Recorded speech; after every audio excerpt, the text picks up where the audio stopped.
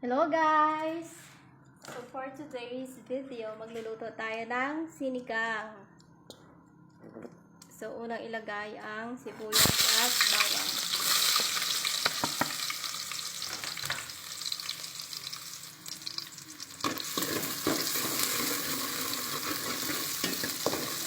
Haluin hanggang sa mahilo.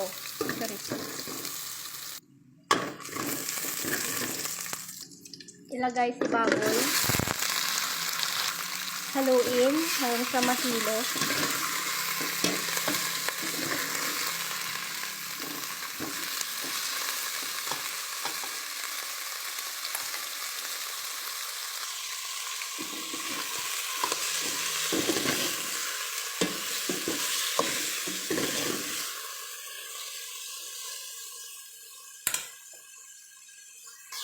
Timplahan natin ng pampalasa. Wow. Paminta-ball. Lagyan din natin ng patis.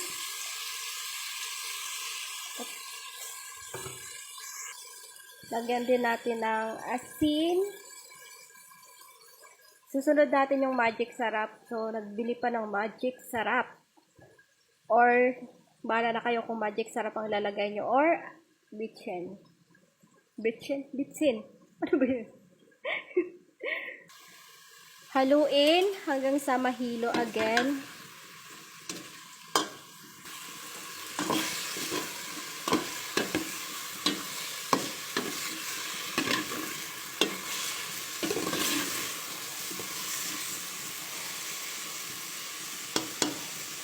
Saka, takpan ng 5 minutes bago lagyan ng water. So, ilalagay na natin yung magic sarap. Na late ang paglagay dahil naubusan.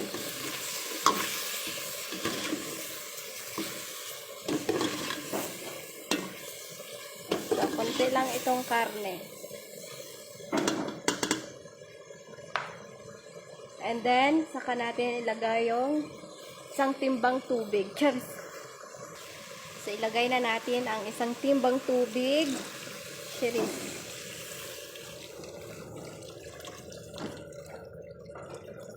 Saka, takpan. Siyempre, haluin muna natin. Hintayin lang natin maluto yung apoy. yung karne. Saka natin ilagay yung sinigang mix at yung gulay. At dahil malambot na yung ating karne, ilalagay na natin yung gabi. Yan. So, pag maya-maya, ilalagay na rin natin yung gulay. Kagaya ng okra, talong, sitaw. Wala lang kangkong kasi wala ng kangkong. And then, takpan muna natin. Ay, ilalagay na rin pala natin yung ating sinigang mix pala. Gabi.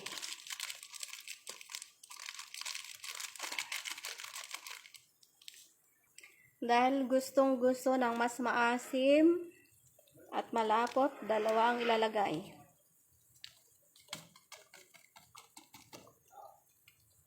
Saka haluin. So, ayan. Nakalimutan ko rin pala ilagay yung Knorr cubes. Ano ba yan? Ano ba itong nagluluto na ito? Hindi naman agad-agad hindi marunong. Ilagay ang Knorr cubes. Dapat kanina pa yan palate-late naman. Charis. So, ayan. Pakuluin lang natin ng mga 10 minutes. Saka natin ilagay yung iba pang sangkap. So, ayan. Ilalagay na natin ang mga gulay. Itong namatay ng baboy. Lakas na yung ulan, guys. Mabagyo na.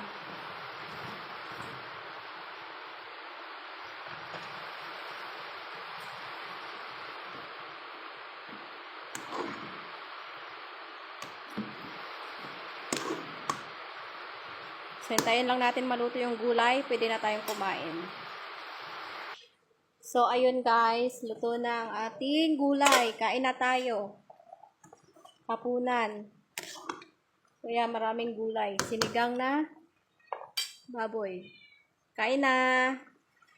Bumabagyo na. Lakas na ng ulan.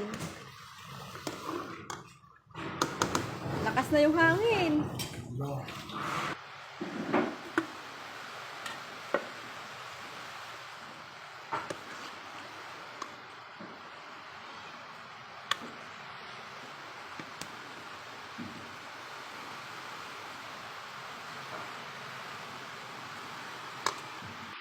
So, ayan guys. Kain tayo. Kain guys, kain. Bumabagyo na. Lakas na yung ulan at hangin. Sarap na natin.